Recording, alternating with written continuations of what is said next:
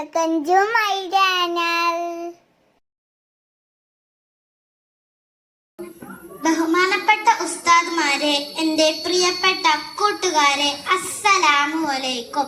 അന്ത്യപ്രവാചകൻ മുഹമ്മദ് മുസ്തഫ സല്ലല്ലാഹു അലൈഹി വസല്ലമയുടെ ജന്മദിനം ആഘോഷിക്കുന്ന ഈ വേളയിൽ രണ്ടു വാക്ക് സംസാരിക്കാൻ കഴിഞ്ഞതിൽ ആദ്യം തന്നെ ഞാൻ അള്ളാഹുവിനെ സ്തുതിക്കുന്നു.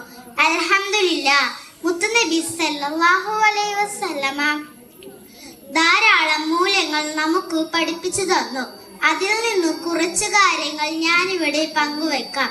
മുത്തുനബി സല്ലല്ലാഹു അലൈഹി വസല്ലമ പറയുകയുണ്ടായി, ഏത് പ്രതിസന്ധി ഘട്ടം വന്നാലും സത്യം മാത്രമേ പറയാൻ പാടുള്ളൂ. ഇത് വെറുതെ പറയുക മാത്രമല്ല, അവിടുന്ന് ജീവിതത്തിലൂടെ കാണിച്ചു തരികയും ചെയ്തു. അനാഥ കുഞ്ഞിന്റെ മുന്നിൽ നിന്ന് നീ നിന്റെ കുഞ്ഞിനെ ഓമനിക്കരുത്. അയൽവാസി വിശന്നിരിക്കുമ്പോൾ നീ വയറു നിറയ്ക്കരുത്. സ്നേഹത്തിലും കോപത്തിലും അതിരു കവിയരുത്. രോഗികളായവരെ സന്ദർശിക്കുക. സ്നേഹത്തോടെ മാതാപിതാക്കളുടെ മുഖത്ത് നോക്കുന്നത് തന്നെ ആരാധനയാകുന്നു.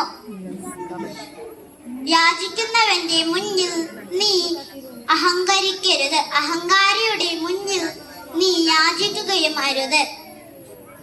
പണി ചെയ്ത